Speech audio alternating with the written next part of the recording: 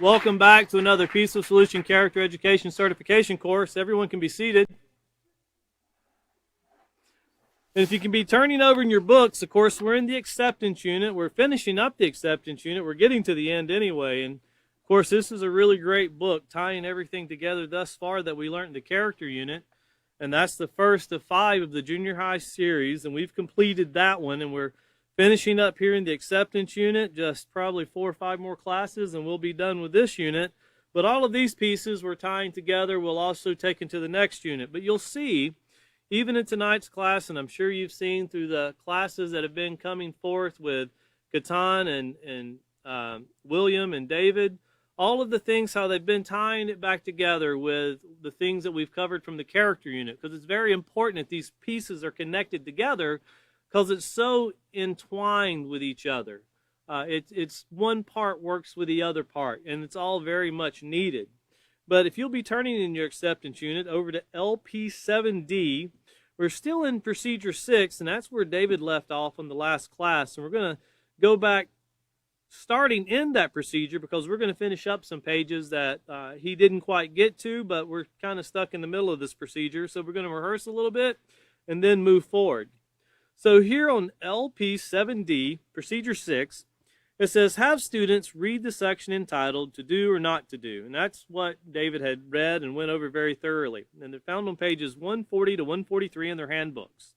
Stress that knowing why these behaviors are risky will help them to resist influences and encourage sexual behaviors,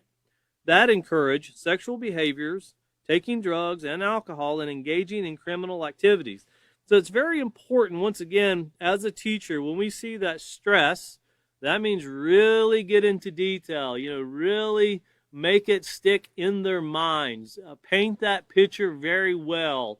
Add some color, as, our speakers are very apt to do when they go into certain topics. They can put a lot of color with it.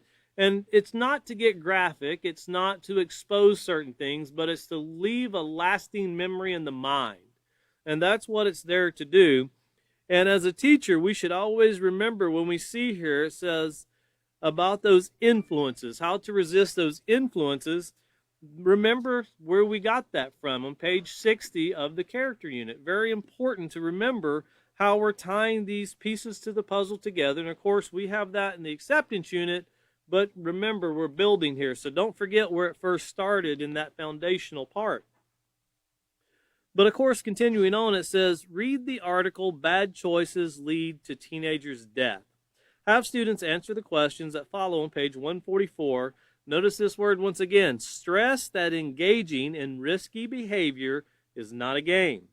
It can even result in death. So once again, we're wanting to stress these points, but turning over to page 141, David covered the to do or not to do, and looking over to page 141, we want to look here at number 4, and it says, don't be influenced to break the law. And the reason we're reading this one again, because the story we're going to cover ties a lot into what takes place when someone breaks the law. And of course, we always think that, we get the video games, we get the Grand Theft Auto or any other game that you can find, and you're rewarded for stealing. The more you steal, the more crime you commit, the higher your score is. And of course, that encourages things like that. And then when, things go wrong, the game ends and you push the restart button and you start all over again. Well, life's not like that. You don't get a restart button. You don't get to redo things. And when you think about don't be influenced to break the law, it's always great to take your students and look out into society today and look at current criminal cases that have been tried in the courts and look at what they'll find. And the one that I found very interesting, and I would encourage everyone to read about this, to research it, because it's something that it's a reality in society. And it involved a female police officer that shot a young man in Minnesota. And of course, one of the jurors, I was really interested in what the jurors were thinking when they found this lady who was a cop. She accidentally, according to her, she accidentally grabbed her handgun instead of her taser, and she shot the young man, and the young man died. And one of the jurors that was speaking, they said, I can't speak for all the jurors, but I can say that in the room, this would pretty much be the same statement that was made by all jurors, that we really believe she's a great person. And we actually believe that she's a great cop. But she accidentally grabbed her handgun instead of the taser, and she shot and killed the young man, and she was charged with accidentally committing a crime. So she's guilty that she accidentally committed a crime, and now she's going to prison. And you think about something like that. Well, what about when somebody breaks the law to the point, as we've talked about the football player that was going 156 mile an hour, hits the SUV with a young lady from behind, it engulfs in flames, and they can actually hear the young lady screaming as she's burning to death. Could you imagine driving the vehicle, you get out of the car that hit her, and it's miraculous that 156 mile an hour, you're still okay. So you get out and you're thinking, wow, no harm done. But as you're sitting there on the side of the road, you have to listen to that young lady scream as she's burning. That's what you got to live with for the rest of your life. So where you think you're okay, the misery of what you brought onto someone else can be very devastating, and is very devastating. And that's what we're looking at in society, this law. And why do we have rules? Well, of course, as we said from the beginning, these rules are to keep us safe. If we didn't have a do not steal, nobody really worries about the do not steal until someone steals something from them. No one worries about the do not trespass until somebody trespasses into their yard or trespasses into their bedroom and takes something or rearranges something, and then we start to care. Once that law, the breaking of that law or that rule starts affecting us, then we start to care. And as society, we have to start to care before that rule or law that governs this morality that we're talking about. It could be in the classroom, could be a rule that is set up in a family setting, rules to your bedroom, rules to the bathroom, and so forth, rules to the dining room table. I always tell some young men I know that everybody wants to use a clean bathroom, but nobody wants to clean it. Well, you don't get the benefits of a clean bathroom unless you help clean it. And, a bathroom is kind of like your character. You have to maintain it. If you just let it go, it gets really bad and it gets really disgusting. And if that'll paint your mind what our character can get like if you don't maintain and clean the bathroom and you just let it go, that's really what our character becomes like. It becomes very infectious. It becomes something that's contaminating. It brings disease. It brings confusion. It brings a lot of things into the mind to where you can't make a sensible decision. Well, it can be worse than salmonella or something like that. It can be way worse. Well, here on page 141, once again, don't be influenced to break the law. Notice it says shoplifting, trespassing, vandalism, or getting involved, notice, in any illegal activity, that's an activity that's against the rules, can lead to detrimental results. This is a choice. Once again, it has to be stressed. This is a choice that could have serious legal consequences. And when you think about the officer we were talking about in Minnesota who accidentally grabbed her firearm instead of her taser, I had someone ask me, well, do you think that was a choice? She had to choose to grab her firearm, yes.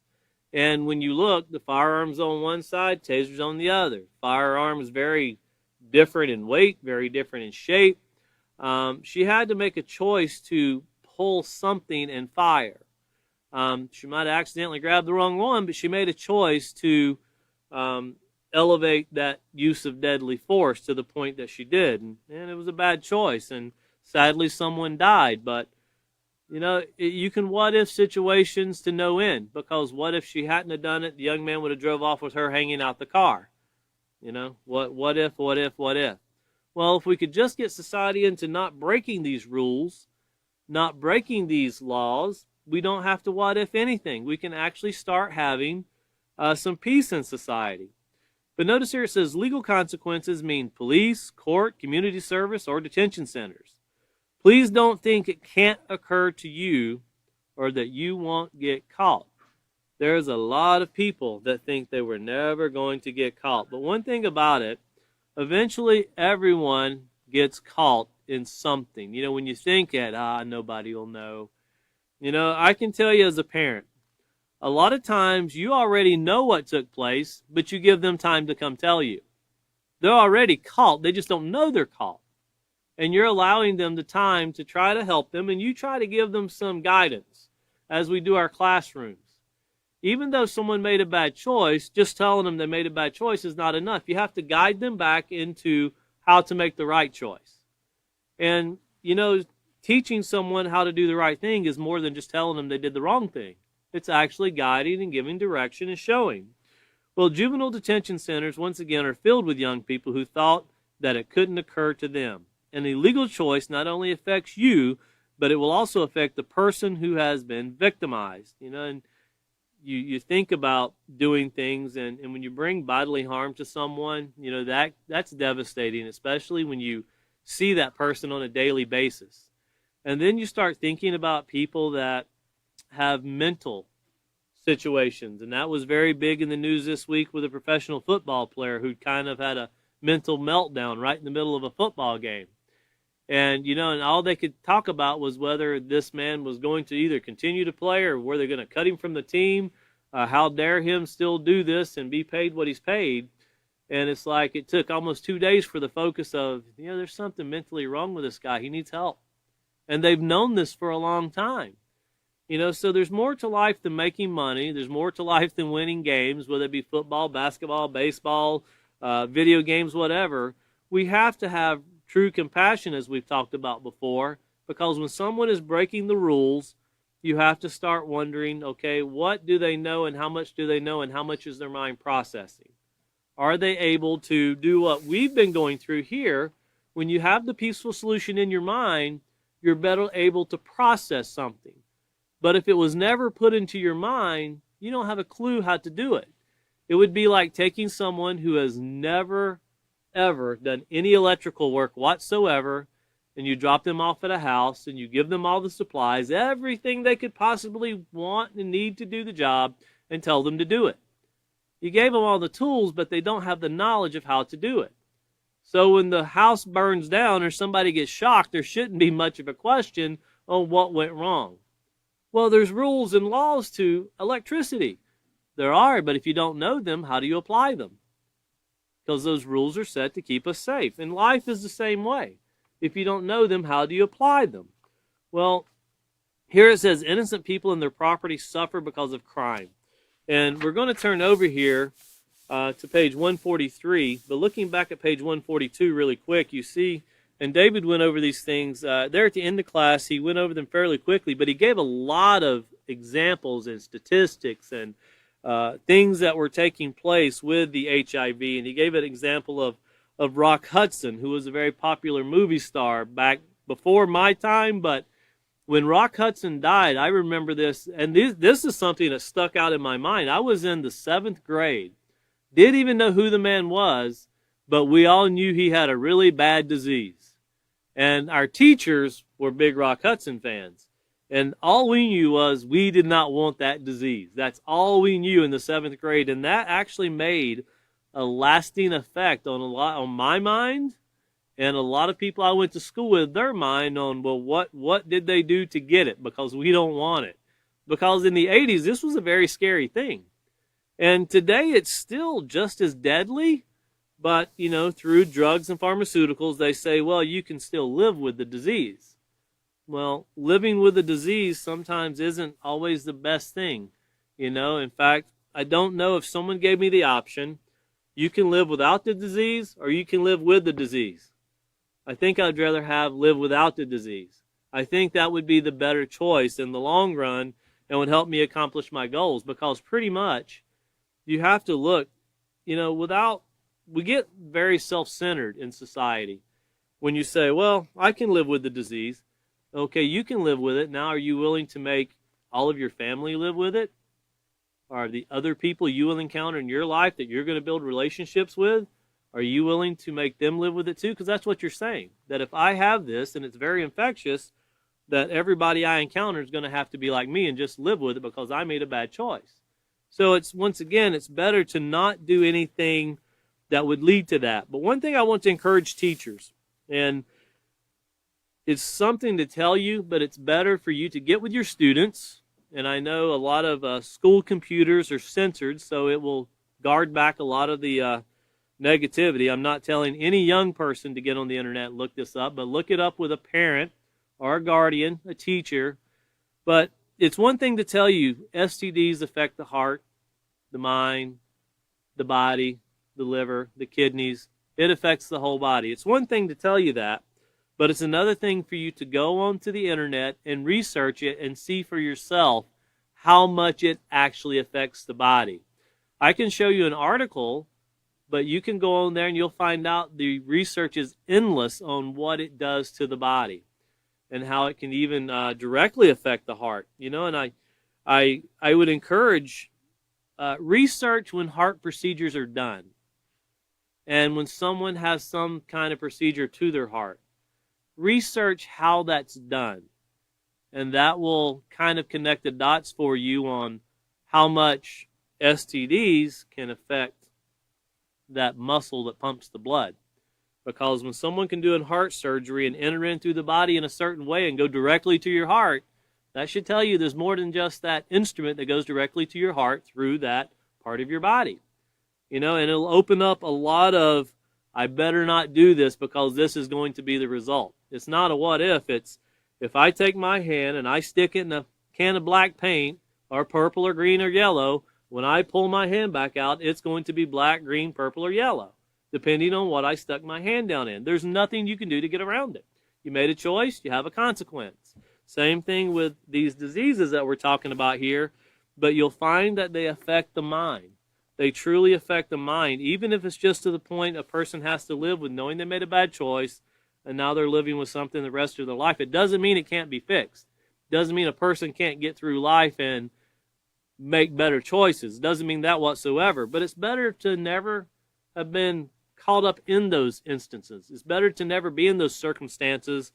As a young high school, I say young because they were like juniors in Georgia, and this was a few years back where the greatest outbreak they had in the school, you know, it was herpes.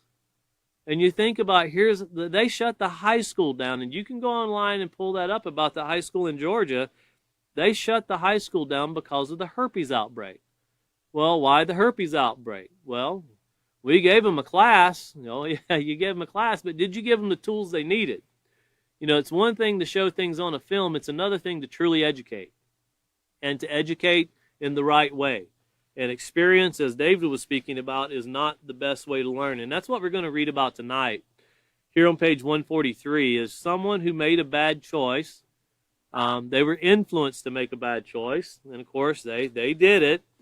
And when you think about these things, before we get into the story, let's read the very top part, and then we'll read some articles, then get into the story. It says, the following article tells one of thousands of true stories of someone who made a bad choice, risked taking drugs, and suffered the ultimate consequence. Well, of course, the ultimate consequence is death. And here I want to read you a couple of headlines and some articles.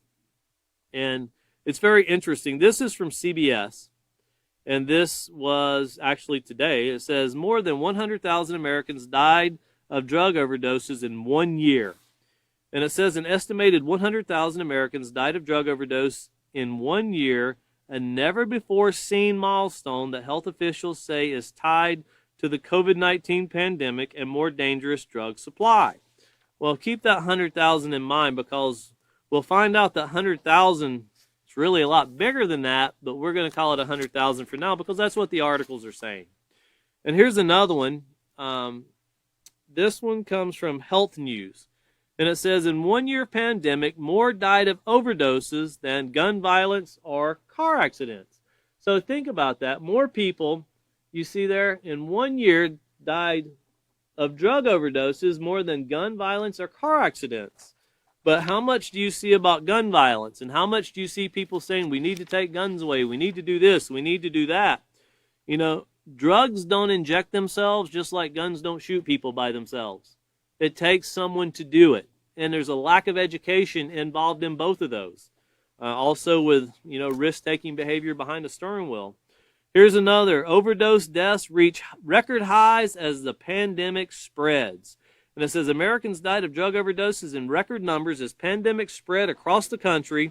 Federal researchers reported on Wednesday the result of lost access to treatment, rising mental health problems, and wider availability of dangerously potent street drugs. Now, street drugs, that's what they're talking about here. You know, they're talking about the fentanyl, and you've heard Catan and William talk a lot about the fentanyl and how just touching it. Catan gave an example how a cop just barely touched it and it almost killed him. It's that strong. It's that powerful, and it's not meant to go into the body. Gasoline runs great in the car, but if you drink it, it's not going to run great for you. And these synthetic drugs that people are putting in their body are the same thing. And here's another one. U.S. annual drug overdose deaths hit record levels. And that's from the BBC News. So here we know about it. Okay, we know it's taking place. It's not a secret. People are dying. And, you know, you think about, before we get into the story here, because they're going to talk about some pills that are shaped like shamrocks. And I want to show you some things here, and here's a couple pills, and man, they come in every shape and form. You know, they look, to me, they kind of look like the old, you know, Sweet Tarts or Pez candies. They just look, oh man, those things look fun. You know, and you got the smiley faces. You know, you couldn't help but have a great time eating something like that. And then you can get, you know, Homer Simpson or the Smurfs, you know, or you can get Bart Simpson. You know, you get all those things. And this is just a couple. You know, there's endless molds, and that's what they're doing. They're molding these things, you know, and they're pretty up to date too. I printed this one in black and white because I think the skull's probably the best one on there that represents what's going on. But you can get Bitcoin, you know, Wi-Fi, Superman. There's all kinds of stuff you can enjoy with these things, you know. And you can fly high once you get to these things, because everything I'm showing you is ecstasy. It's what they call the daybreak. You call it a Molly, daybreak drug, or ecstasy. Then here's just another one. You know, you got an alien, you got a heart. You know, it's going to bring true love, I'm sure. But they look very enticing. And when we read about this story, think about these, you know, these pills we've seen, and they look like candy. Yeah, how in the world could candy? How's that going to hurt someone? I ate Sweet Tarts. I ate a lot of Sweet Tarts. Man, I've ate bags of Sweet Tarts. I never had a problem. And that's kind of what they look like. They don't look like they're going to harm anybody. They don't look like it would hurt anyone. I mean, people are taking them every day. Before we get into this story, though, I want to show you another statistic. And this is from mybiosource.com, and they kind of monitor the level of deaths that take place due to certain instances. And this one's called firearms versus doctor drug deaths. And firearm deaths in the United States last year was 31,940. Now, death by the, we'll say, pharmaceutical system. We'll use that just to be politically correct. Remember, death by firearm, 31,940. We read there was 100,000 drug overdoses that took place with illegal drugs.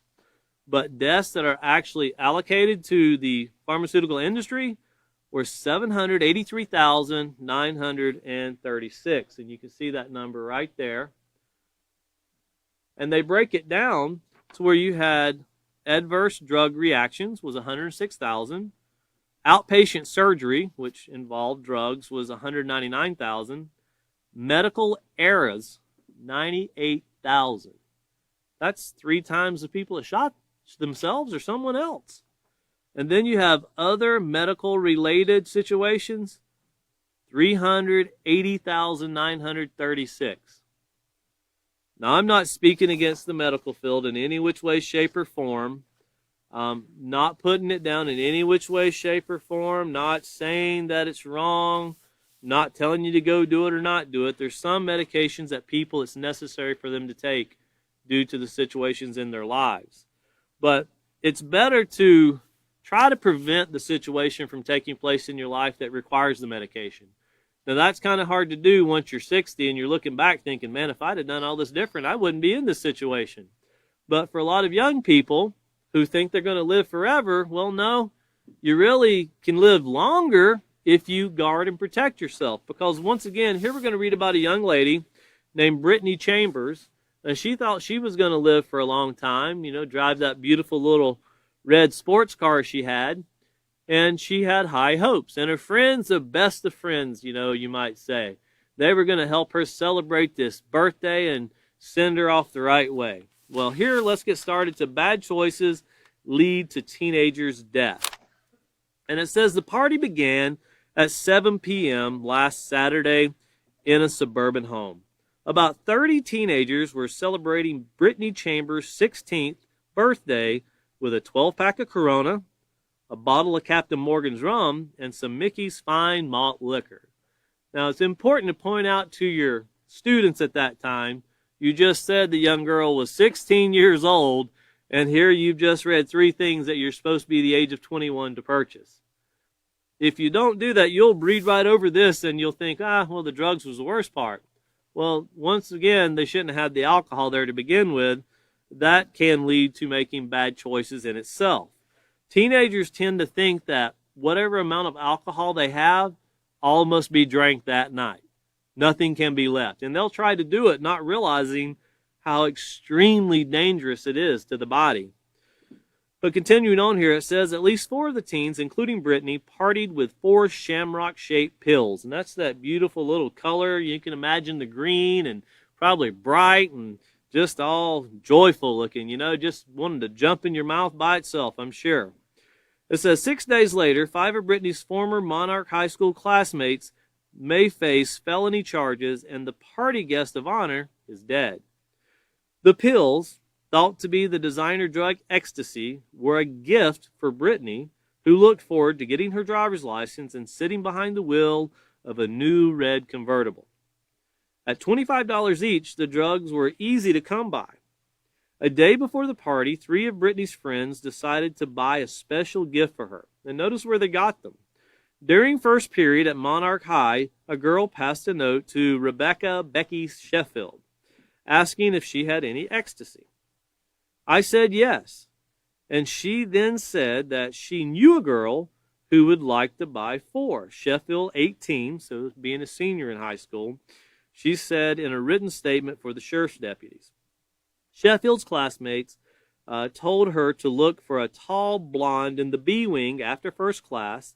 Sheffield, that girl, and a shorter blonde ducked into the bathroom, where the 2 girls gave Sheffield $100 in 20s, 10s, 5s, and $1 bills.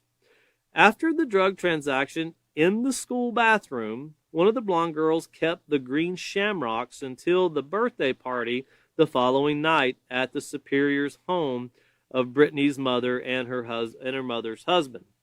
Now, about 2 hours into the party, Brittany and the 2 blondes and another friend swallowed the tablets. Brittany ingested half a pill. Preston Chambers told reporters earlier this week that his sister wasn't feeling the euphoria that the so-called love drug is supposed to induce. About 11 p.m., she took the other half. So here she's taking half of this pill, thinking that I'm supposed to be enjoying myself. Well, it's not working. Well, let me take more. If you take something and it makes you feel sick, odds are you probably shouldn't take the other half too.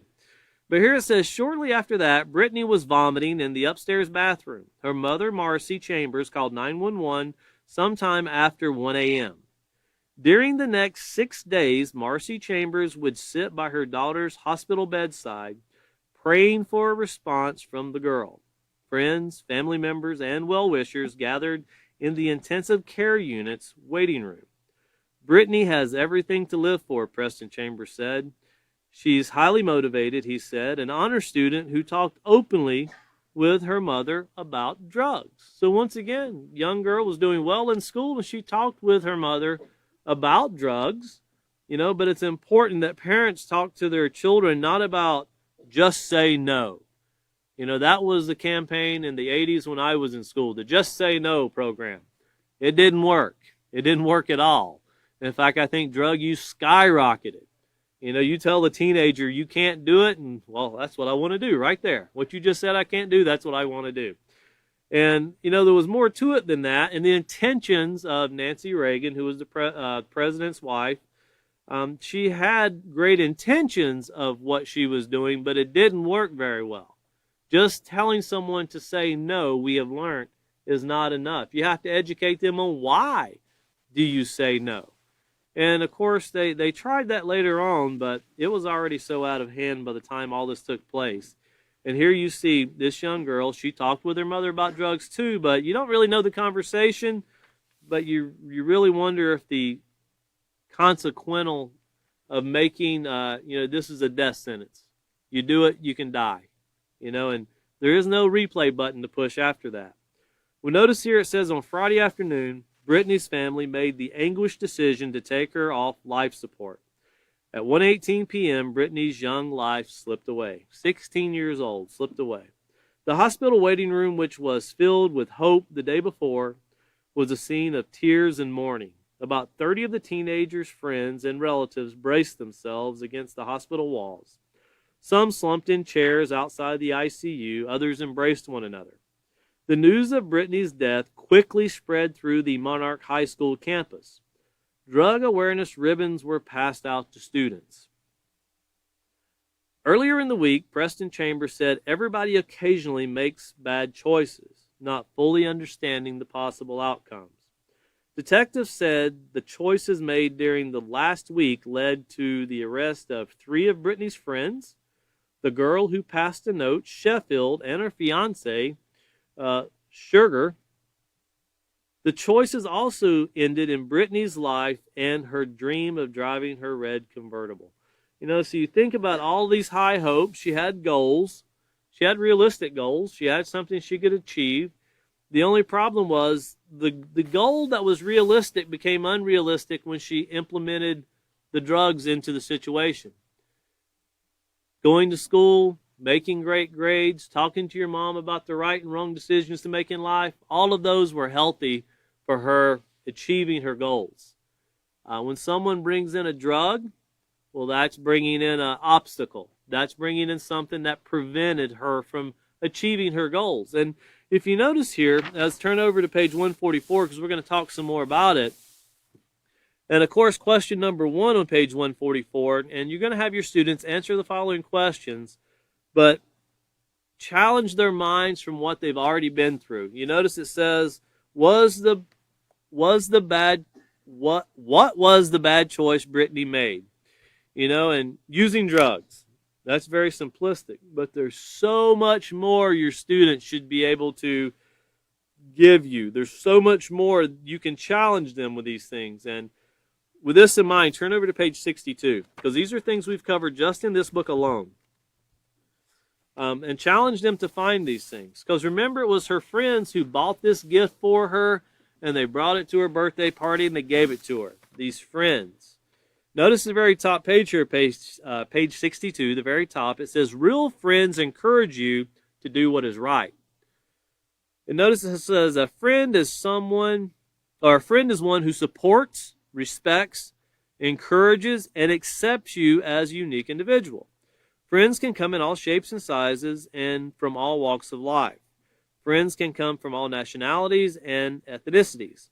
It's important not to cut yourself off from getting to know someone because they are different. Keep in mind that no two people are exactly alike. We are all human beings who share more similarities than differences. Now, that right there should have give you an idea that she should be open to make friends with everyone, right? Well, where's that dividing line? If you remember chapter 8 of the character unit, you had the dividing line on page 8 that says the difference between right or wrong.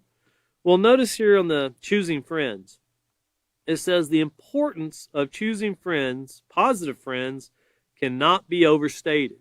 We also read in the character unit said the power of an influence cannot be overstated. And that was on page 60. It says people with immoral principles and negative character as friends can influence you to make choices that you could regret for the rest of your life. And for that young lady, the rest of her life was about 4 or 5 hours after she took the pill, and then off to the life support you go. Learning to recognize the qualities that make a positive friend takes time and effort. Avoiding meeting someone and immediately deciding to accept this person as a friend. Take your time to learn about him or her first. Remember, just because someone has a great personality does not mean they have a positive moral character. When choosing friends, keep these things in mind and proceed with, notice, wisdom and caution. Wisdom and caution. And then turn over to page 132, because we've covered this earlier in this chapter. On page 132, and remember, we're talking about what was the bad choice Brittany made. Well, she had some friends that were probably positive at one time, and that could have been one of the very few things they allowed themselves to be influenced to do, because they heard about it obviously from somewhere, and this is supposed to be a gift to make someone's night better. Well, influences are everywhere. Notice an influence is anything that affects the way we think, our interactions with others, and the choices we make. Or as page 60 says in the character unit, it can affect the way we think, feel, and act. It affects our decision making. And whenever you have something that influences you, if you're with your friends, and these are supposed to be great friends, and you're at home, and you're in the people that you want to be around, the company you enjoy the most, what will taking a drug or drinking an enormous amount of alcohol, how will that improve that? And think about that and challenge your students' minds. If you're with the people you want to be with, how can using something that is illegal, dangerous, brings death, easy to prove that people are dying from it, how can that help them? Well, knowing the difference over on page 133, it says, have you ever heard of the age of accountability? That simply means that although you're not an adult yet, you have arrived at an age where you are responsible for what you think, say, and do, and for the decisions you make. And here you have that young girl at age 16, had high hopes. She has to live with the choice she made. She might have been influenced from people that were positive friends at one time, but this one instance, notice this one instance, was thrown into this situation, and she acted on it, and it cost her her very life. So challenge your students, and also turn back over to page 113, because you want to bring up self-control that we've covered in this unit. We'll get into that more. I think it's 113. Yeah, 113.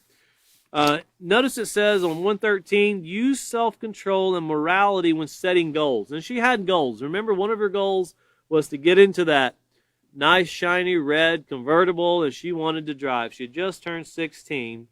And of course, this using self-control and morality when setting goals helps you to actually be able to live and enjoy the goals you've set. Once you get to it, accomplishing a goal is one thing, and then you're supposed to be able to enjoy it. You're supposed to be able to have some satisfaction in what you've done. It's a little bit more than climbing Mount Everest, and you get to the top, and you think, wow, I got to the top. I better get back down before I die. You accomplished a goal, but we're talking about things here that are life-building, character-building, building society, making communities better, making life better. And that's a great challenge, especially in today's society. It's a huge challenge in today's society. And I'll just throw this up really quickly. I seen this on the news before I came here. And I was watching a lady, and she was on Fox News. That was the channel that was playing that I was listening to on the television set. And she said, I've got a problem in my mind. She said, I'm a vaccinated individual, and all my friends are vaccinated. And we're all still getting COVID. I've got it again. I've had it for a second time. And she said, I was told that if I took this, that I would be able to go back and enjoy life. Well, and I'm not here to condemn vaccines or promote vaccines, but whenever something goes wrong in life, just like with this young lady, just like we were seeing with the pandemic, there comes a time when we have to sit back and say, what are we doing that's wrong? And not using the Band-Aid effect, start using what can we do to fix this? Challenge your students' minds. What would you do? What would you do if you were given charge to help remove drugs from the street or remove disease, pandemics. Some call it plague, some people call it disease, whatever you want to use for it. How could you help get that out of society? Challenge their minds for it because self-control is the key to it. And notice here it says to determine if your goals are positive, moral, and honest, or negative, immoral, and dishonest, think carefully about the outcome or the end result. And you can see that this young lady didn't really consider the end outcome or the end result of what took place. And society has shown with 783,936, you can't inject your way out of sickness and disease. You can't, there's a lot of money made in pharmaceuticals, but, it's better to not get the sickness, and figure out how not to get the sickness. And people say, well, you can't do that. Well, Brittany would still be, this young lady in this story we read, would still be alive today if someone hadn't offered her these drugs. Well, why do people get into making drugs? It's easy money. It's quick, easy money.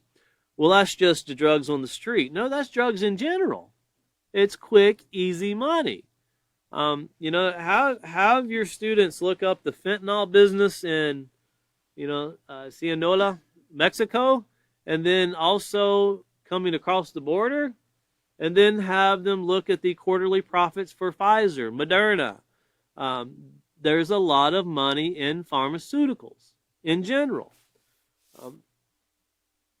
Just keep that in your mind when going through with your students. Challenge them, though. You never know who will be able to come up with a great answer.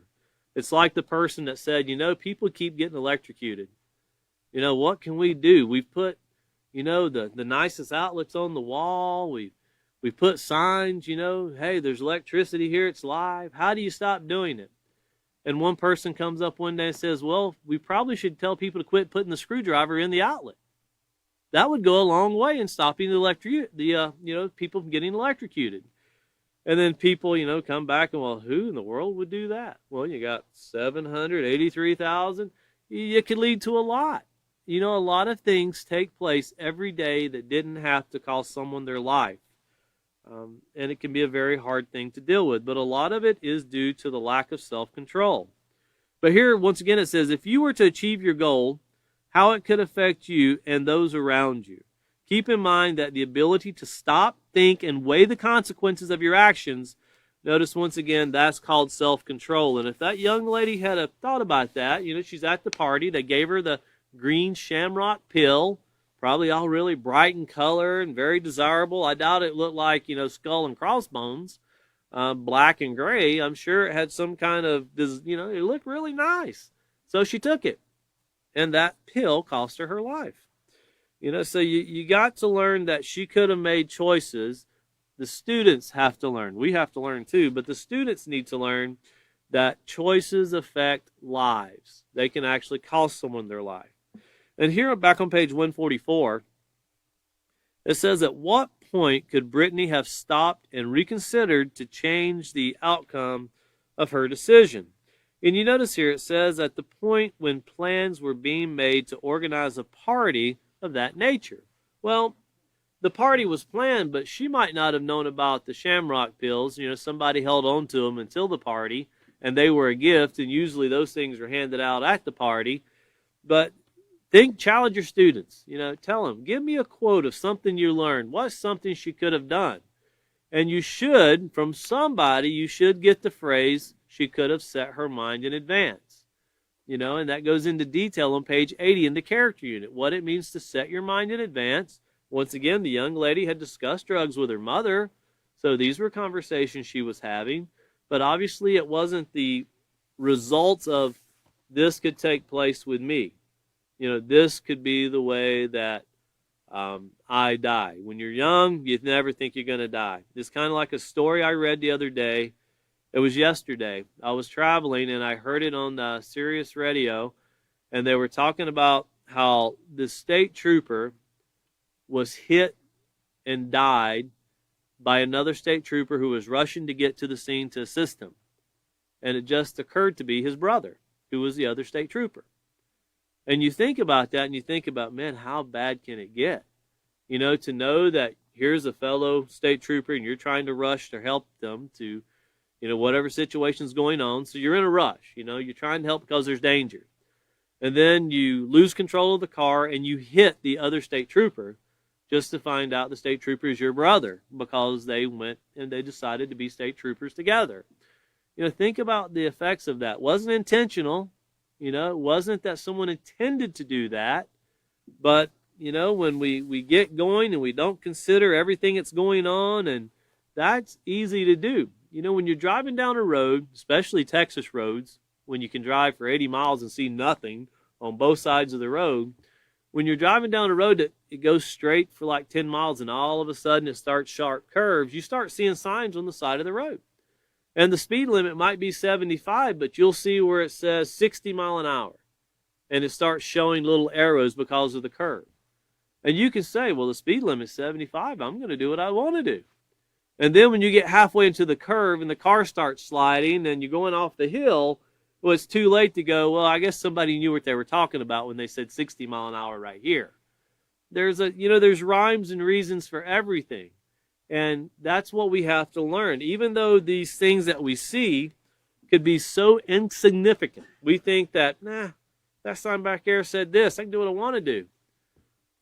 Well, you did what you wanted to do. How did it work out? When you think about these things and get these into the mind of students, once again, we live in a day and age to where there is unlimited examples all in a bar called Google. You can just type it in and you can find unlimited. There's no need to create more bad examples. We have enormous amounts of them. We don't need one more. And one more is not going to help teach somebody else how to do it better. It's better to live off what we've seen thus far. And here you have number 3. What are the consequences of her choices? Well, she dies, but that doesn't stop for her friends. Now her friends are being arrested and they're going to be tried. And you think, well, they didn't know what they were doing. It was accidental. Well, think back to the lady who was the cop in Minnesota. The jury even says that, oh, yeah, we know she accidentally did it. We're convinced of that. Not on purpose, but that wasn't the charge. She was charged with accidentally committing a homicide. We found her guilty because that's the charge. Well, here you have some young people here who are probably thinking about their little red Corvettes or red cars, and they want to go drive too, and they want to enjoy, get out of high school. You had one girl that was 18, probably getting ready to graduate, and now she's facing going to jail because she's going to be tried as an adult. And number 4 here, it says, is it too late for Brittany to change the outcome of her bad choice? Why or why not? And and of course the answer is yes, because she died. But challenge them. What time frame could she have made a better choice? And we've kind of discussed that so far. But, challenge them and ask them, where could she have made it right? Where could she have stopped this? If she could have, and I think society, for the most part, if we could see the end result of the choices we make when we're making them, we would do things very differently.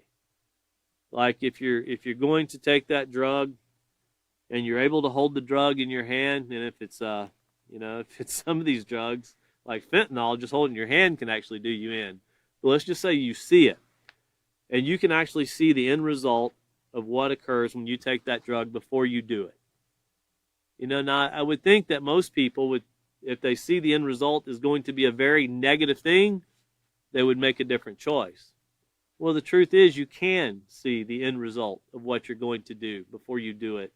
And that's what the peaceful solution brings. That's what, you stop, think, and consider the outcome as we just read before you commit an action. You actually consider, and, you could say, well, yeah, I had 3 friends take these. They didn't die. Well, the 4th one did, and that one was you. You're the winner. It's like playing Russian roulette. Somebody always wins, and the winner doesn't get the best results. And really, think about the 3 friends that are left. Which is easier, to be the young lady that died or to be the friends that gave her the drug? And you have to live with the rest of your life knowing that you ended her life. Well, what could the peaceful solution have done to deal with that? Look over to page 123 once again. once again, we're challenging our students. We're trying to get them to pull back from what we've covered so far. And there's endless spots they could cover and grab and use and put forth in examples. But notice here, to be prepared to deal with setbacks. And of course, she had a goal, and she was going through trying to achieve a goal. And it says, when planning goals, it's important to consider the things that could keep you from achieving your objectives. Circumstances that interfere with reaching your goals are called setbacks. Well, that young girl had a setback, but hers ended her life. So her goals were done. But the three that were left, they still have to deal with the setback. Now they're going to be charged with a crime, and they're going to have to answer for what they did. So when you see the setbacks and the things that took place, there's more than just Brittany's life that was affected. You had quite a few lives that were affected because of some really bad choices, all for just a short time of, as I think it said, euphoria. They wanted to feel this euphoria, something that they hadn't felt before. Well, sometimes that's, death is something you only get to feel once. You don't get a second shot at it. Once you start getting the feel of it, it's pretty much there. Back to page 144 at the very bottom.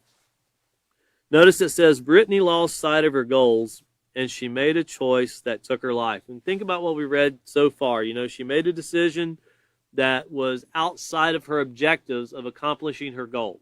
And that was a setback. Just this setback cost her life. So notice here it says, don't lose sight of your goals. Your entire future is ahead of you. Yes, others are doing drugs, thousands of others, and they are all suffering. No one who does drugs is safe. And I know that, I've heard students bring up, especially recently, I was just in a country speaking to someone here not long ago, and they were asking about the drug safe houses in San Francisco and in New York City, to where if you're a druggie, you can go to the safe house, they'll give you a clean needle, you have your drugs, they'll make sure you can inject yourself, they'll monitor you if you start overdosing, they have something to give you to try to reverse the effects, or they'll call 911 for you, but it's a house to where you can come and get high safely. Now, that's like saying there's a place where you can come shoot yourself safely. You can come take poison safely. Those two things don't even connect with each other. It's like saying that it's nighttime, so the sun came out. It just don't work that way. And if your goal is to keep someone safe by letting them inject poison into their body, that kind of sounds counterproductive. Well, when you ask people at safe houses, they say that we're trying to do this until they can get it out of their system. Last time I checked, you don't get it out of your system by adding more to it. That is very confusing. And I think people have the real desire to help people, but helping people do the wrong thing over and over and over, let's say that Brittany here would have made it through this. Going back and trying it again would have been the wrong thing to do. That doesn't help her. Here, you got sick the first time, try it again. It won't get you sick this time. This time you'll do better. You'll reach the euphoria. So think about it and challenge your students. Really challenge your students with what we see in society. Take the things out from the headlines. Take the things from your local communities and ask them, how could we make this better? What's wrong with it? Okay, if you say there's something wrong with it, how can you fix it? If you want to talk about a problem, you need to find a solution. And that's what the peaceful solution truly does. And it requires us to put forth a lot of effort in moving forward with this and making a right choice. And looking back over to LP7D, we're going to get into the next procedure, and it's entitled Making a Right Choice. And here it says, emphasize that exercising self-control and considering the consequences of their actions will enable them to make wise choices. And those wise choices is, not just having the knowledge, but having the ability to apply the knowledge. Shows forth some wisdom. Have students read the section entitled Make a Right Choice on page 145 in their handbooks. Once again, emphasize that a right choice is worth the effort, regardless of how they are viewed by their peers. They can have the satisfaction of making a choice that will keep themselves, notice, and others safe. It's not just us we're thinking about everyone in making these right choices. And of course, then we'll have students complete the goals worksheet on page 146 in their handbooks. and remind them that achieving their goals requires staying focused and making the right choice. And no one ever said accomplishing your goals, especially when you challenge yourself, is easy, because it's not. It can be very difficult in accomplishing what you set out to do. Even though it might be a realistic goal, it could be very realistic and right at the end of your fingers. But you'll notice it slips through like the wind sometimes through your hand as you try to grasp it. You just got to keep working at it. And practice makes perfect. It makes you a very important person, or value imitate practice, as we learned in the character unit. So turning over to page 145 here with making a right choice. And remember, we're building off chapter 6, which was reach for your goals. And that's what we have read about and talked about. And looking back over really quickly, I'll read this for you. I want to check, make sure I tell you the right page.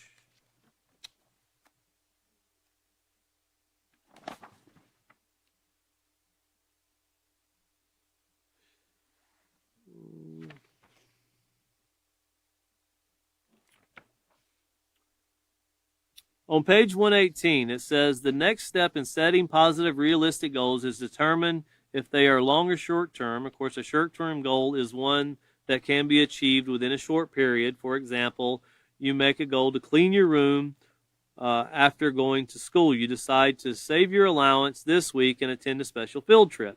Short-term goals are a great way to test your goal-setting skills. An easy way to make goal setting a part of your daily routine is to make a to-do list.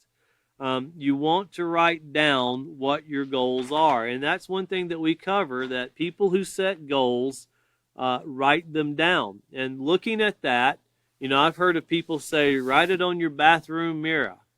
Write it somewhere where you have to see it every day. A lot of people that want to diet, they write it on the refrigerator. And then you have to make the decision whether you want the, the quart of ice cream, or, because once you start, you can't stop. You got to eat the whole thing. That's just the way it goes. You don't want to waste anything. And, once you put it back in the freezer, it don't taste great the second time around. You'll find all kinds of reasons on why it has to be done. I know, I do it a lot. But these goals that you put there, they're there to help and remind us of why we need to make a right choice. But notice here it says, whenever you're faced with a choice, consider the consequences of your actions, consider the goals that you have set for yourself, and then make a decision that will not, notice, bring harm to yourself, bring harm to others, jeopardize your positive goals, or risk your life. And you don't want to do something, risking your life. If you lose your life trying to accomplish your goal, then let's say you accomplish your goal. There's many people that have climbed Mount Everest and didn't make it back down. They accomplished their goal, and their bodies are still on Mount Everest. Because a lot of times when people die there, because of the climate and the temperature, the bodies are there. And you can go online and you can read about lots of people. In fact, I think they made movies about this, where people, they got to the top and couldn't get back down because of the lack of oxygen. But they accomplished their goal, right? Not saying that people that set really high, challenging goals is a wrong thing, but if you die accomplishing your goal, live a little after you accomplish your goal. Have some satisfaction with it. The young lady got a sports car, didn't even get to enjoy it. If you buy a house and never move in, you didn't accomplish much. It's, if you want a family and you get a family, and you lose your family very quickly, you probably should consider what it took. And losing a family can come in many different ways. It's harder to rebuild what you've already had. It's harder to put back together what you already have in front of you when you just have to maintain it. And think about your character that way. Whenever your character's in front of you and you've built it, you've solidified it, it's becoming more solid by the day, and then somebody comes and starts chipping away at it, and they'll always work at the bottom first, right? Because it's top heavy. It's kind of like the tower there in France where it's just leaning, and everybody, wouldn't you hate to be the guy that laid out those floor plans and didn't get it set right? Because everybody knows he had the leaning tower going there. But, you look at that, and you think about how you can do all these things right. You know, you'll see people that they're successful business people, they have careers in certain fields, and then one day they're sitting in a courtroom because they made one really bad choice. And it's a lot of times it's just due to not controlling their emotions, and they let it get the best of them. Well, we have to be able, and we're going to continue in this. We're going to stop at that point so we can build off of this right choice, how it doesn't bring harm to ourselves or anyone else or the environment. And remember, we read that once again on page 8 in the character unit.